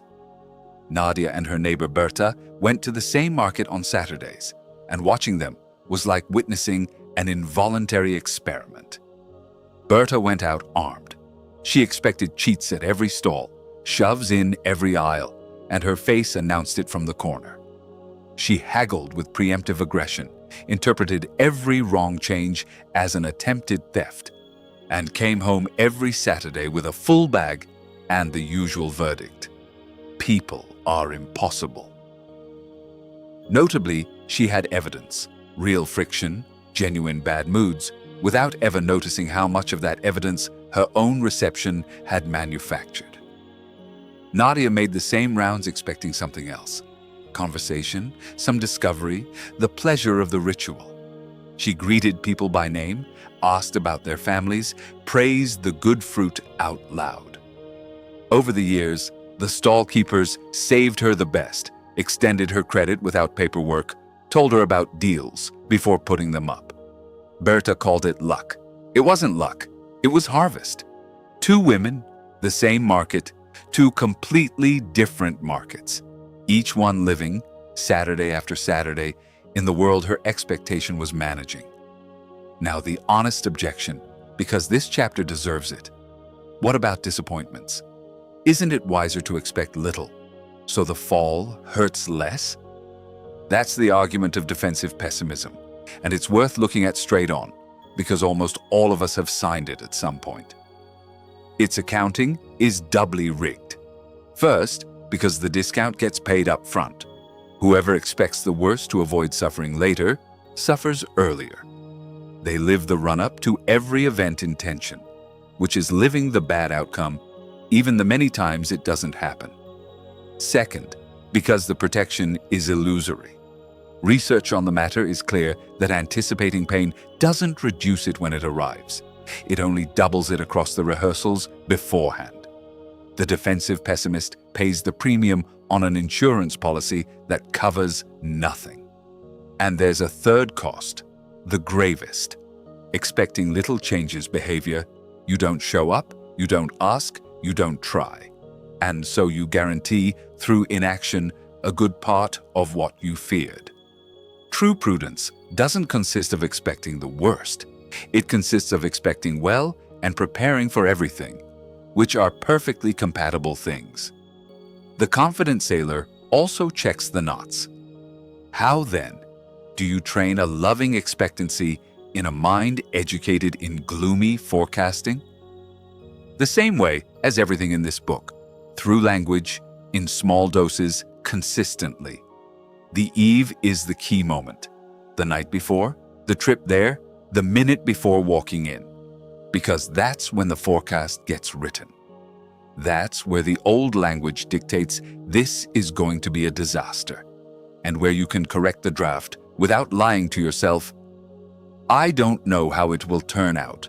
I'm going in willing for it to go well and able to handle it if it doesn't. Notice the structure. It doesn't promise results. It promises disposition. That's the difference between loving expectancy and fantasy. Fantasy demands things of the future. Loving expectancy offers itself to it. And on important eves, try the question Nadia would have asked without knowing she was asking it. What good could happen here? Not as a blind assertion, but as a genuine search. Attention, as you already know from the garden chapter, finds what it was sent to find. Start tonight with tomorrow's forecast. Listen to yourself drafting it. You will, we all do. And revise the draft the way you'd revise an important document, because it is one. It's the day's whole sailing order. And as you learn to wait well, a faculty will keep waking in you that loving expectancy feeds, one the masters considered the central workshop of all creation, imagination. Not the fantasy that escapes life, but the imagination that designs it, that inner room where you rehearse futures before inhabiting them. Most people use it every day without knowing it, and use it against themselves, manufacturing detailed disasters. Chapter 13. Sacred Imagination. You own a private cinema. It runs non-stop, charges no admission, and screens films of astonishing realism. With dialogue, background music, close-ups of people's faces. Everyone has one, and everyone visits it many times a day. The question almost no one asks is the only one that matters. Who picks the program? Because if you look honestly at what's screening in your theater, the imaginary arguments with people who aren't there, the disasters rehearsed in high definition, the scenes of humiliation replayed on loop, you'll discover something unsettling. In the most influential cinema of your life, you haven't chosen a single film in years. We've treated imagination even worse than joy. We banished it to childhood, kid stuff, accused it of wasting time, set it against the serious and the real. And while we scorned it through the front door, it governed through the window, because imagination can't be turned off. It can only be directed or left loose. The person who believes themselves not very imaginative and then builds, in 3 seconds, a complete firing scenario with office, witnesses, and the boss's final line, isn't lacking imagination. They have a formidable imagination working the wrong shift. The masters of the inner tradition restored this faculty to its true rank. They called it the workshop of creation. They taught that nothing arrives in your hands that hasn't first passed through the image. That every house was first an imagined house. Every trip was first a dreamed map. And that whoever doesn't govern their images has handed the blueprints of their life to an anonymous architect. And they refined it with a precision psychology would take centuries to confirm. The deep mind doesn't fully distinguish between what's lived and what's vividly imagined. What you rehearse inside, in detail and with emotion, leaves a mark. It trains you or hurts you, but it never leaves you unchanged. Modern science arrived at the workshop with measuring instruments and found the masters already waiting. Studies on mental rehearsal are among the most solid and repeated in performance psychology. Athletes who precisely visualize a technical move improve their actual execution. Musicians who mentally rehearse a score consolidate measurable skills. Rehabilitation patients who imagine movement activate circuits that support the recovery of that very movement. The explanation holds no mystery, which is exactly why it's so striking. Imagining an action in detail lights up much of the same brain regions activated by performing it. Imagination is, in an almost literal sense, practice. And now, flip the coin, because the coin always has two faces. If imagining success trains it, imagining disaster trains it too. Whoever mentally rehearses the argument arrives at dinner trained to argue. Whoever screens the film of their failure every night arrives at the opportunity with 1,000 screenings of failure already in their body. Anxiety, seen from here, reveals its secret nature. Its first-class imagination placed in the service of fear. No one suffers from too much imagination. They suffer from imagination with no director. Olivia taught history at a high school and had spent 2 years postponing the same conversation, asking the administration for the schedule change she'd needed since her daughter was born.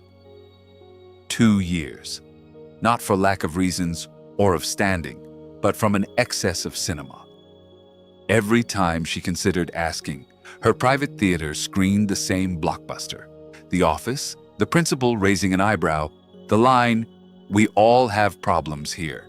The walk back down the hallway with her face burning.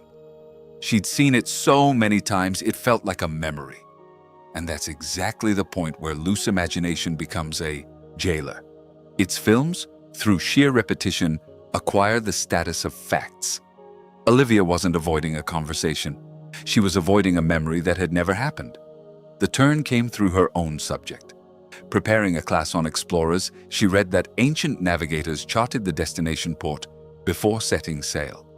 Not because the drawing guaranteed arrival, but because no one steers a rudder toward a place they haven't imagined. That night she understood her situation with a clarity that both embarrassed and freed her.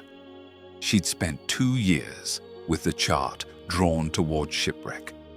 Never once had she drawn the other port, the conversation going well. What she did next has method, and it's worth learning, because it's the difference between visualizing and fantasizing. She didn't sit around daydreaming about the perfect schedule already granted. That's outcome fantasy, which serious research has caught in the act. Consuming the emotion of achievement in advance relaxes the drive to actually get it. She did something else. She rehearsed the process. She projected herself walking into the office with a calm back. She rehearsed her opening lines until she could hear her own tone, firm, without apology, and without a fight. She imagined the 3 likely objections and saw herself answering each calmly. And she also imagined, and this is decisive, the version where the answer was no. She saw herself receiving it without collapsing, thanking them, asking what it would take for a future yes. She rehearsed the capacity, not the prize. 10 minutes a night for a week.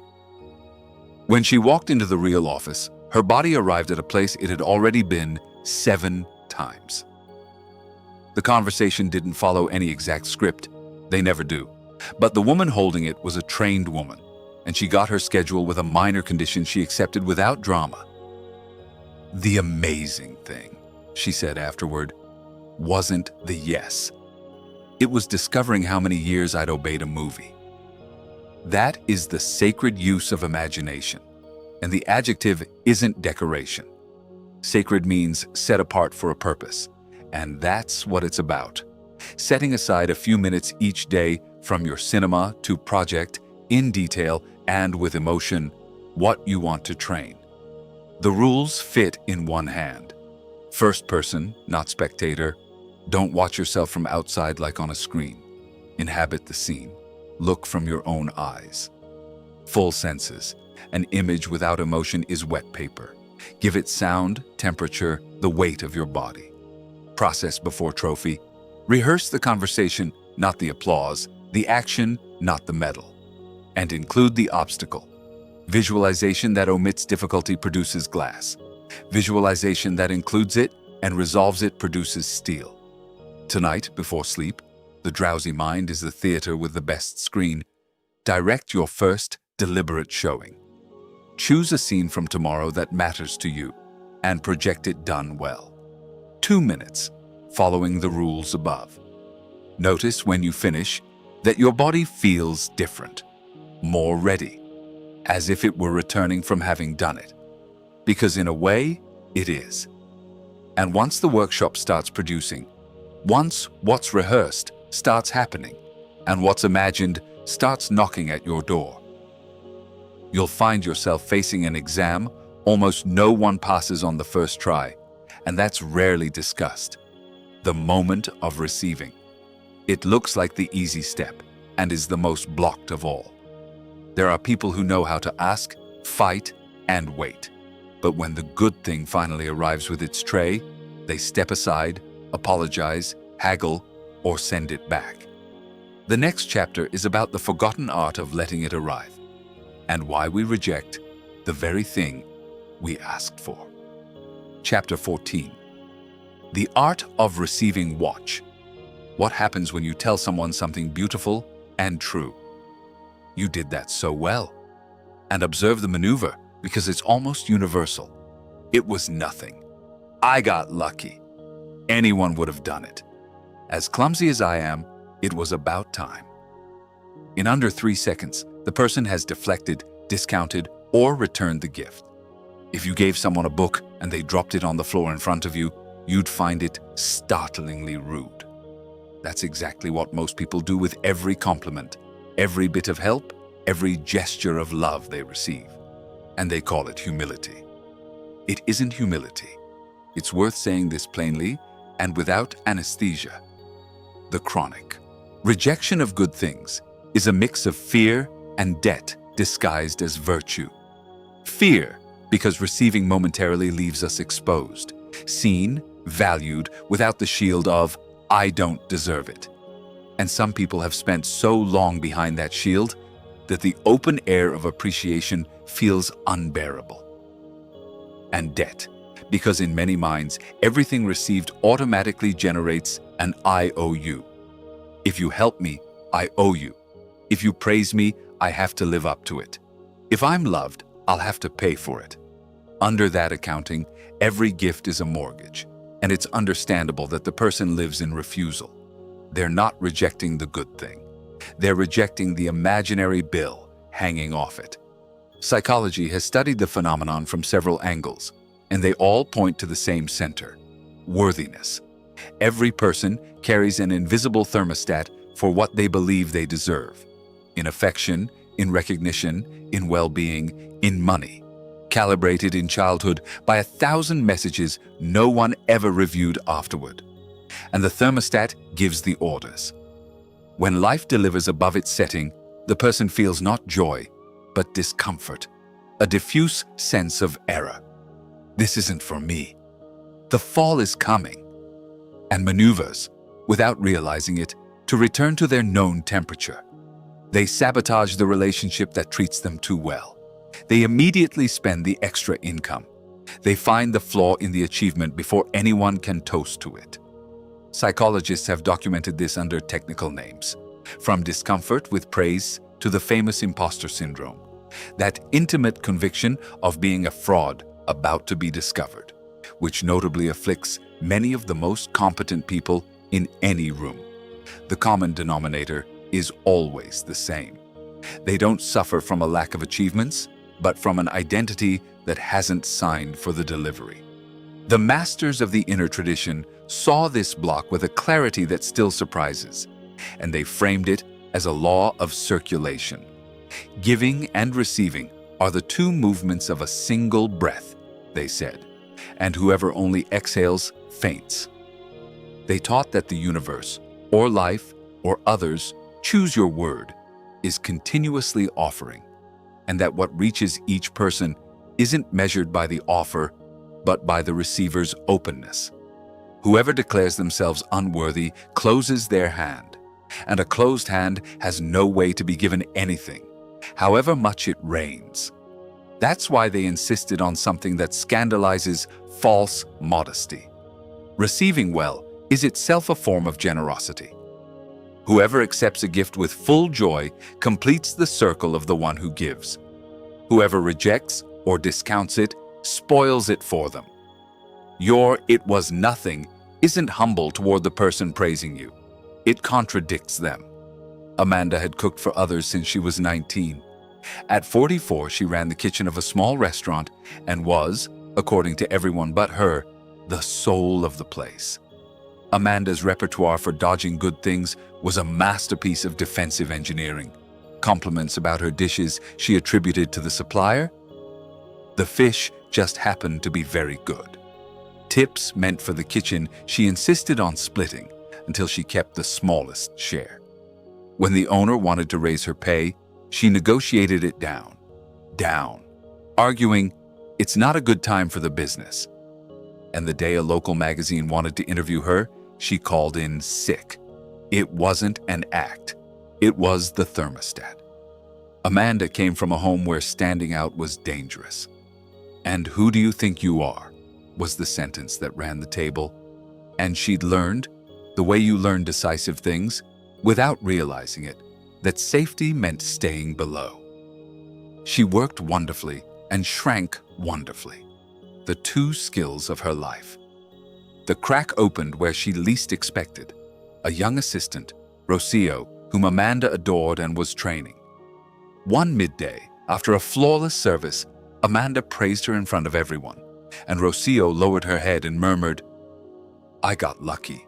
The fish just happened to be very good." Word for word, Amanda felt the chill of the mirror. Her own maneuver, her own sentence, her own shrinking, already installed in the next generation. That night she lay awake thinking about something that concerns anyone who teaches something to someone. Others don't learn from what we say should be done. They learn from what they see us do with what life gives us. Amanda could tell Rocio, "Value yourself 1,000 times." As long as she watched her haggle down her own pay, the real lesson would be the haggling. She started with the smallest thing, which is where any thermostat gets recalibrated: compliments. She set herself a 2-word rule. When someone acknowledged something of hers, she'd answer, "Thank you, yes," and stop there. No embellishments, no returns, no but. Thank you to honor the giver. Yes to sign for the delivery inside herself. The first weeks, she'd later admit, that yes cost her more than 100 cover service. She felt the exact discomfort of the thermostat protesting the new temperature. She held it because she already knew from the chapters you too have already read that this discomfort wasn't an alarm, but a frontier. Bigger steps came after. She accepted the full raise with a "thank you, I appreciate it."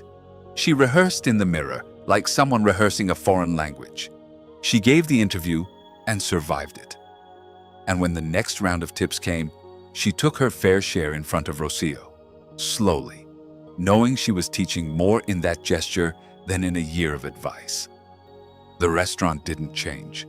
The woman running it changed, and with her, without anyone giving the order, the whole kitchen's temperature changed. One distinction remains, so this chapter isn't misread. Receiving well is not demanding, hoarding, or becoming the insatiable center of the table. Whoever demands isn't receiving, they're charging. And whoever needs praise like air hasn't opened their hand, they've opened a hole. The art we're discussing is calmer. It's the capacity to let good things arrive, touch them, thank them, and let them in without discounts, with the same naturalness you let sunlight in through a window. The window doesn't chase the sun or store it. It just doesn't close. Today, you'll almost certainly have at least one chance to practice. Someone will say something good to you, offer you help, thank you warmly. That's your test, pocket-sized. Don't deflect, don't discount, don't immediately give it back. Thank you, yes. Hold the 2 seconds of exposure. That's all, and it's enormous. And once the art of receiving starts softening your hand, you'll notice one last knot remains, the finest and hardest of all. The hand that already knows how to open to receive still tends to close around what it desires, to clench results, to check the oven every 2 minutes. The next chapter is about the art of letting go without abandoning, of wanting with your whole soul and trusting with your whole calm. The masters called it detachment, and it's the most misunderstood word in all of inner life. Chapter 15. The trust that lets go. Any baker will tell you, there's a surefire way to ruin bread, and it's opening the oven every 2 minutes to check if it's done. Each opening lets the heat escape, interrupts the process, delays the miracle. Bread doesn't need supervision. It needs time and a closed door. Now look at your dearest wishes, the project, the relationship, the answer you're waiting for, and count honestly how many times a day you open their oven. Attachment to outcomes is exactly that. The hand that won't let go, the eye that won't rest, the mind that, after planting, digs up the seed daily to check if it has roots yet. And it always produces the same double harvest: anxiety for whoever's clenching and suffocation for whatever's being clenched. You've seen it operate everywhere. The salesman who needs the sale too badly, whose neediness, perfectly audible under the words, scares the customer off. The lover who checks every message and whose vigilance exhausts the very thing they wanted to protect. The creator who compulsively checks the reception of their work and can no longer create the next piece. The paradox is so old, the masters named it millennia ago. What you squeeze too hard, you deform. What you chase with desperation retreats. There's a quality of wanting that prevents its own fulfillment. But careful, because here lives the most expensive misunderstanding in all of inner life, and it needs diffusing before we go further. Detachment does not mean not wanting. It's not the raised eyebrow of someone pretending nothing matters to them, nor the passivity of someone who doesn't lift a finger because whatever will be, will be. That imposter is called indifference, and it's exactly the opposite of what the sages taught. True detachment wants with its whole soul and works with both hands. What it releases isn't desire or effort. It's the demand to control the uncontrollable. Its formula fits in one line worth memorizing: maximum commitment to the action, minimum tension over the result. Do your part fully, masterfully fully, and then close the oven. The distinction even has a map, and you already know it. It's the Tea Ladies division from Chapter 6, now applied to the future. In every desire, there are 2 territories. The first is yours. The quality of your work, the clarity of your word, the consistency of your actions, your preparation, your treatment of others. The second never was. The other person's decision, the market's timing, someone else's taste, the traffic, the rain, the rest of the world with its billion crossed wills. The attached person lives emotionally installed in the second territory, suffering over what they don't govern, neglecting, out of exhaustion, what they do. The detached person makes the opposite move. They put all their energy where they hold the keys and strip the other territory of the power to run their pulse. Psychology has measured this contrast for decades under different names, and the finding is remarkably consistent. people-oriented toward process, who define success by what depends on them, perform better, persist longer, and suffer less anxiety than those oriented purely toward outcome, who live at the mercy of a scoreboard they don't control. Even athletic performance confirms it bluntly. The athlete who thinks about the trophy mid-execution tenses up and fails. The one who inhabits the present gesture flows. Results are shy. They hide from whoever stares straight at them and visit whoever's busy doing their part well. Gaspar learned this through the most impatient trade in the world. He was a beekeeper, and bees don't negotiate. He'd come to beekeeping from a corporate life where control was a religion. Dashboards, metrics, tracking everything. And he transferred his whole faith to the hives. Constant inspections, daily adjustments, that intense supervision his old world called excellence. The bees answered with nature's brutal pedagogy. Every unnecessary opening of the hive chilled the brood, stressed the swarm, delayed the work. His first year was a disaster proportional to his dedication. An old local beekeeper, watching him open boxes non-stop, gave him the diagnosis in a sentence Gaspar took months to digest. Son, they've known how to make honey for 30 million years. Your job isn't to supervise them. It's to prepare the conditions and get out of the way. Prepare the conditions and get out of the way. Gaspar turned the phrase into a method, and the method reorganized far more than the hive yard. He learned to distinguish, with growing precision, his two territories. His was choosing a good site, ensuring water and flora, sheltering from wind, checking just enough at just the right time. Theirs, and the suns, and the rains, and the seasons, was everything else. He discovered there was an exact point of intervention, neither neglect nor suffocation, and that finding it was the whole craft. And he discovered, above all, an unfamiliar feeling that followed the shift. For the first time in his adult life, he did everything within his power and rested from what wasn't. The masters called that trust, and Gaspar finally understood it wasn't a naive feeling, but a division of labor. I do my part. Life, which has been at this longer, does its own. The honey of the following years was the best in the region. Not because I do more, he explained to anyone who asked, but because I finally let them do it. There's an unmistakable sign for knowing which side of this line you're living on with respect to any desire, and it's the quality of your waiting. The attached person's waiting is annoying.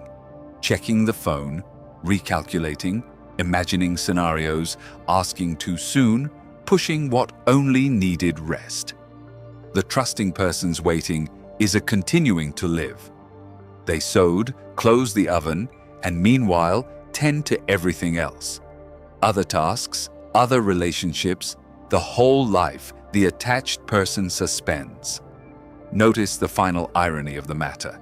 That serene waiting not only suffers less, it usually achieves more, because it doesn't suffocate what was sown, doesn't scare off with neediness what presence was attracting, and keeps the person whole and available for the side opportunities the oven watcher, nose pressed to the glass, never sees go by.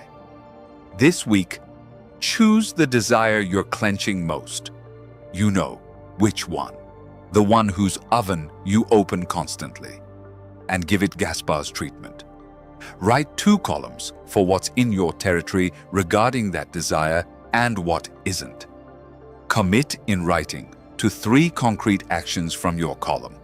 And decree, with the frequency of certainty you already command, an oven schedule, a single moment a day or a week to check the result.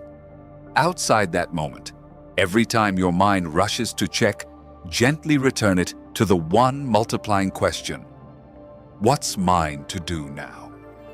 And as you learn to let go without abandoning, the ground will keep preparing in you for the force that crowns this whole path. The oldest of all keys, the one the master spoke before receiving and not after. Reversing the order everyone assumes is natural. I'm talking about gratitude, but not the kind you know. The kind that comes first. That is the next door.